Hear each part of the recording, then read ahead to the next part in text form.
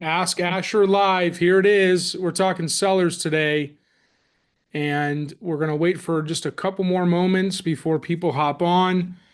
The registered guests are on their way, and in just a minute, we're going to start with just what sellers need to know in today's marketplace. A lot of sellers are just questioning what is going on in the market. So, from listed to sold, this is what our topic is today. And this keeps coming up. Like what today's sellers need to know, the real world strategies to price smart, prep right, and negotiate like a pro in today's market. So, we've all seen that the inventory has increased. We've seen days on market increase. And this is, let's say, in the last 2 years. And a lot of people are worried that something's wrong with the market, and really nothing's wrong with it. There's things that are holding back buyer demand. And some of those things that are holding back buyer demand are things like interest rates, the economy, uncertainty with what they're personally going to do, political things. And with a lot of those things going on, people are just pumping the brakes. And in addition to that, like I mentioned, the interest rates and job security and the overall economy, when all of that's mixed together, people are just questioning, is this the right time to do anything? So we're going to be going in depth today with how to answer some of the questions that we received before going on. And we'll give it just another moment as people are logging on, but I don't want to waste too much time. So let's at least go to question number one. And let's pull up our questions right now so we can showcase those. So the first question we were asked was, what should I do to prepare my home before listing? Okay. We have created what we call the five senses that have to be hit properly. So we want to engage all five senses. And when we go to sight is so important when it comes to letting that natural light in. We want to make sure that everything looks clean and beautiful. And it doesn't mean that you have to remodel your home and spend hundreds of thousands of dollars. If you choose to do that's great, but you don't have to do that in order for it to look good. And then the second one is sound. Sound is very important as well. It creates a different atmosphere when there's music playing in the home. So we recommend something that's upbeat, not too loud where it's like you're trying to hide something, but not too soft where people are asking, do I hear something? Like is something on? We want it to be just a good volume and something upbeat. And again, just those two alone, sight and sound, will create a different atmosphere than what most of the showings are like. Then we get to smell. Now, there's different ways of how you can handle this, right? There's sprays, there's plugins, there's things to burn. Ultimately, we just want to make sure that if there, let's say, are pets in the home, we get used to our pets being in the home. We get used to the smell. So we're going to let you know, hey, this smell is there, and we can do carpet cleaning. We can make sure that we're picking up after the pet more often. We're letting more natural air flow through the home. All of those strategies are very important, but ultimately, smell is very important to a buyer because it changes the environment for them, it changes their experience. And ultimately, this all comes down to experience because it is an emotional thing for them to buy a home. The longer we can have someone stay in your home, the more opportunity there is for them to write an offer, or at least to be a little bit more excited about your property. So if there's no pet, but maybe you cook something right before the showings happened or be it right before an open house, let's not do that. And we do recommend something that's citrus and something like bake some chocolate chip cookies, right? Even if you don't want to eat them, that's fine, but at least just bake them. That aroma will enhance the entire atmosphere and experience of the home. So that's sight, sound, and smell. Touch. right? Now, they're not, and every time I think of touch, we're like not touching all the furniture or walls, but how does it feel? Right now, it is over 110 degrees in the Phoenix metro area. So, with that being said, we want to make sure that when someone walks into your property, we want to make sure that it feels good. We want that air conditioning to be on, we want fans to be moving that air, and we want to feel good when we're walking in that home from the 110 degrees. So, don't turn off your air conditioning systems. Keep the air flowing, even if you just want to knock it down a few degrees before showings, that's fine. But let's have it feel good. And what's a good temperature? In this time of year, you can have something around 77, 75. That will be great. And then when it gets to the winter time, that's when we want to maybe put some heat on because believe it or not, in Arizona, in the wintertime when nothing is on and showing homes, it actually is cold. So we want to make sure that it touch or at least feels good when we're walking into these homes. Last one, definitely not least, but how does it taste? And we're not talking Willy Wonka here and tasting the walls. We're talking about having a little something in the property, if it's some water bottles, some granola bars, something there. Most people don't even acknowledge it and want to touch it. Some people do. So having that there is a nice element. Okay. So going back to the original question, so the question it was, how do we prepare the home for sale? How do we do that? And when we engage all five senses, we're increasing the offer opportunity, right? And when we're increasing that experience for a better time, then they last longer and there's more interest. And that's where questions come up, right? So that's hopefully answering the person's question that wrote into us in regards to how do I prepare my home. Now, just as important when you're preparing your home to hit all five senses is one of the most important things in any property, which is pricing your home correctly, right? And it's always critical, except when we're in the 2020, 2021, early 2022 era. But pricing your home properly is going to ensure that not only does it sell, but we're getting the right buyers through the door. And that's something that we really need to take into account, especially in today's market when there is more competition and there is a question from sellers feeling like their home is worth more than what buyers feel like homes are worth today. And traditionally, the home, it's not about what the home is worth, but really what that buyer's payment needs to be in their budget. And that's a very conscious effort that every buyer is taking into effect and to account when they're looking at properties to buy. So, how do we price a home is really important. And traditionally, we're just looking at what is sold recently and listing it around that number, right? Or traditionally, some sellers say, if my neighbor got 560, I want to list it 600 because I think my home is better. And that's the traditional way that most people go about it.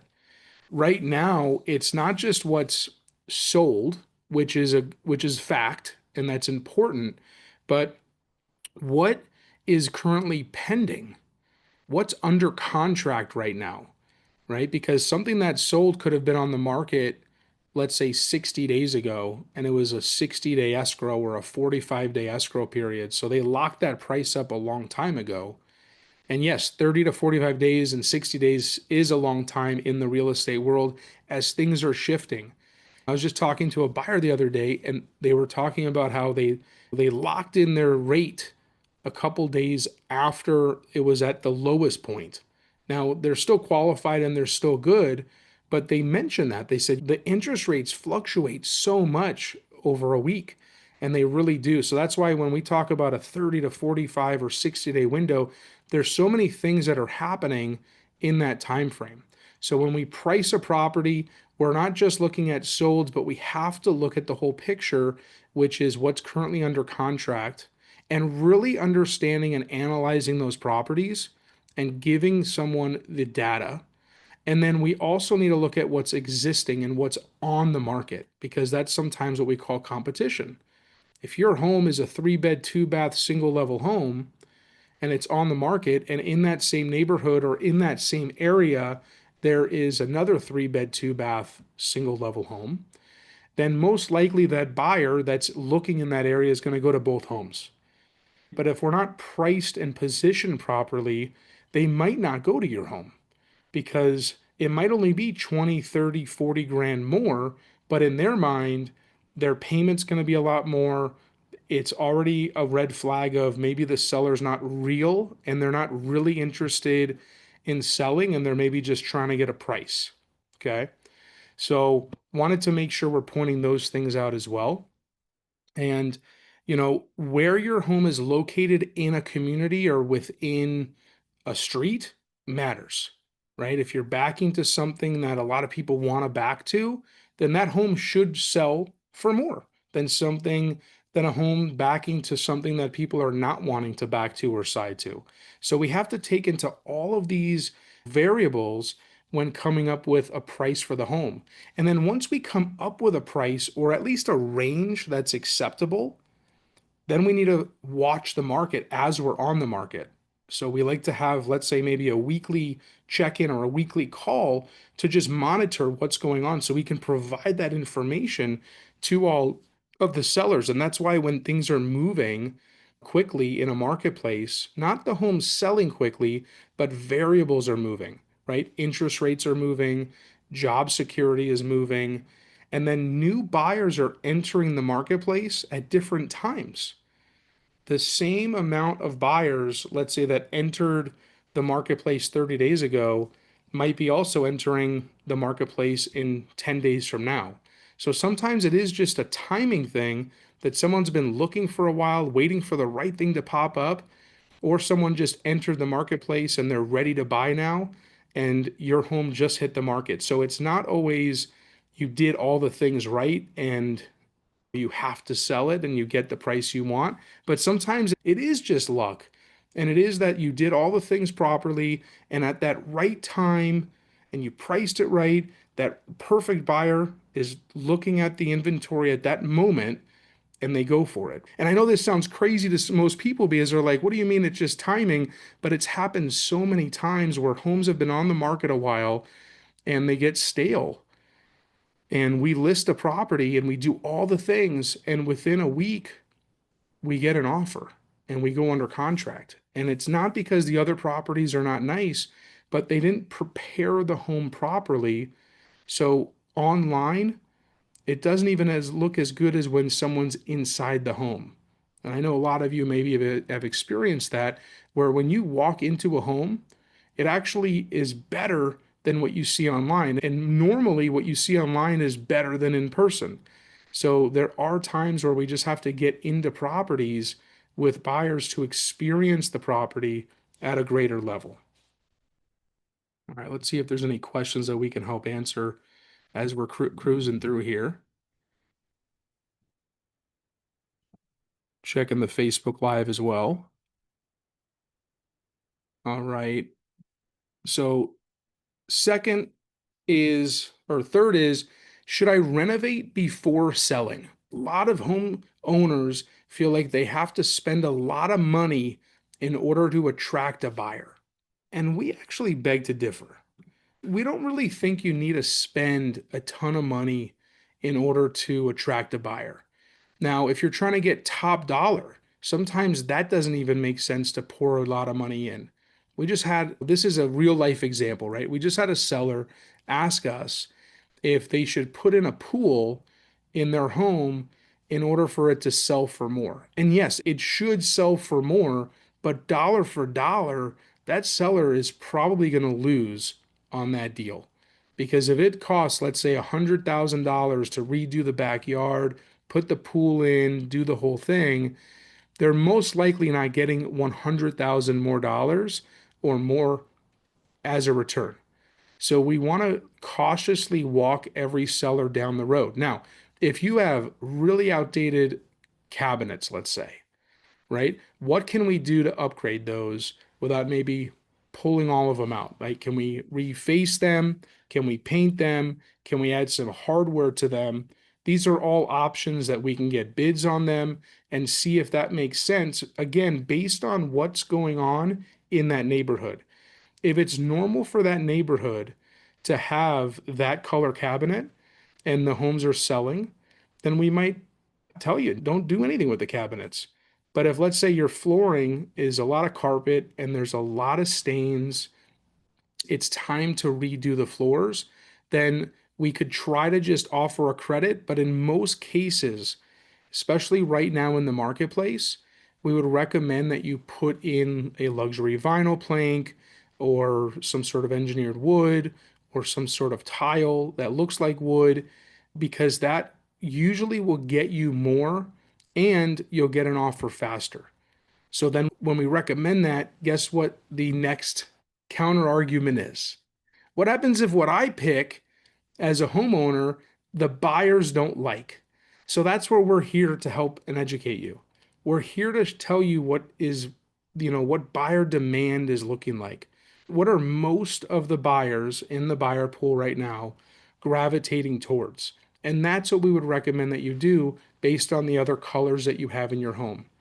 It's definitely worth doing. Also, painting your property, exterior, interior, prior to listing is a big benefit. You will get a higher return on that and you will sell for more because people will want to feel like you're taking great care of the home. Two homes exactly the same, one home, it's just dated, but it's clean. Floors are clean, grout's looking good. There's no holes in the walls. There's no scrapes on the walls, dents, all the things. And then there's the exact same home that has deferred maintenance, as we call it. We're seeing that the walls need to be painted, maybe baseboards need to be done, the flooring needs to be cleaned, and it just doesn't feel like the homeowner is taking great care of the home. That's an alarming signal subconsciously in the buyer's mind that they're going to now question how well are they taking care of the roof? When's the last time that they had the AC serviced? And these are major ticket items, thousands of dollars, tens of thousands of dollars to repair or replace. And when a buyer feels like a seller has taken great care of the property, that's when you'll be able to list it and get top dollar and usually get an offer faster than the average. Again, it depends on where that home's located, all of the factors that go into it, where the buyers are in today's marketplace. But these are the things that keep coming up when we're listing homes and we're representing buyers that we're really trying to educate everyone on. And it's not rocket science. A lot of this has been talked about in the past, but a lot of sellers remember the times where you didn't have to do much to get top dollar and to get an offer quickly. We're just not in those times right now. And as things are evolving, that's where we need to make sure we're moving with the times, because a lot of people would prefer something move in ready than a project. And the people that want a project will market to them, right? Those are the builders, those are the investors, those are the owners that are very handy, or the home buyers that are handy. And they want to pick their own flooring and they want to select these things. But traditionally, the majority of everyone that's out there is really saving enough for their down payment and making sure that monthly payment matches their budget and doesn't exceed it. And they don't want to have tons of projects after they move in. So these are things to take into account. Couple more slides here. Just wanting to see if we have any questions that we can help answer. Any additional questions? Looks like we're good right this second. If not, then we'll answer one. But here is some more information that we wanted to bring today. All right, so we talked about pricing. We talked about engaging all five senses. And then here are some stats that we received, and we want to share those, right? So 8 in 10 potential home sellers think they will get their asking price or more, right? So That's where the consumer confidence is. That's where the seller confidence is. They feel like the majority, far more than the majority, they feel like they're going to get their price or more, right? And that hasn't been the case. So that's what we're up against in every meeting. That's what we're up against when representing buyers. That if every seller thinks that they're going to get, right, or 8 out of 10 are going to get their price, then it's just we're trying to negotiate based on what's going on in today's marketplace before we even start, right? So we want to make sure that we're looking at all the facts as we do this. So when buyers and sellers are on different planets, one side eventually has to give in. And it's just stating that right now that more sellers are giving in. And that doesn't mean that they're giving their homes away. And that's something that I wanted to make sure we're focusing on in today's call for any sellers that are watching this and buyers. But the sellers are not needing to give it away. We're not in fire sale situations. And I know that the media has broadcasted that it's more of a buyer's market and buyers are ruling the territory. And it really is a circumstantial home situation because there are still homes out there, not many, but there are homes out there that are getting multiple offers. A couple of people on our team have just experienced that where they've either listed a home or they have represented a buyer just in the last couple weeks. And there have been multiple offer situations going on. Now, that doesn't mean that it's turning into a seller's market. So, some sellers in that situation might be like, oh my gosh, I priced too low, or maybe the market's turning and we should wait. It's just an indicator that you prepped or that home was prepped properly and it was priced properly. It was positioned properly in today's marketplace for it to sell, for enough attraction to go into that home for the buyers to feel confident with that home to write an offer. Okay. So this is something very important that people need to realize, right? When the media says it's a buyer's market, that doesn't mean that we're offering $100,000 less and then we're asking for concessions and we're asking for free post-possession agreements or free lease back situations. We're not in that situation in most of these properties, right? I would say at least 8 out of 10 homes are not that way. And which is interesting because we just read that 8 out of 10 sellers feel like they're going to get at least what they're asking or more. So it's almost the opposite, and we have to be cognizant of that. Okay. All right. Let's see if there's anything else. We got a couple more minutes.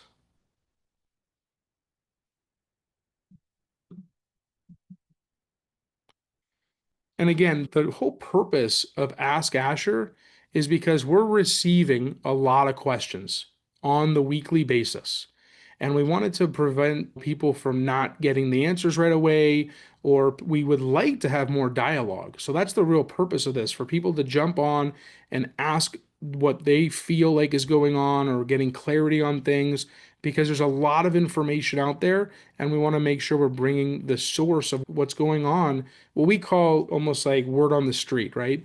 These are insights that we are not just making up, we're experiencing them with clients and in communication with other agents in the marketplace, with lenders in the marketplace, with inspectors in the marketplace, with photographers for homes, right?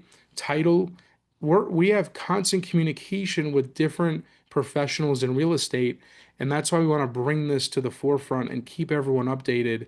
And this was just a fun little thing that we created doing. Different topics, we're open to all of them, but we wanted to make sure we're bringing just a seller's guided Q&A for today to make sure that everyone's aware of what's going on.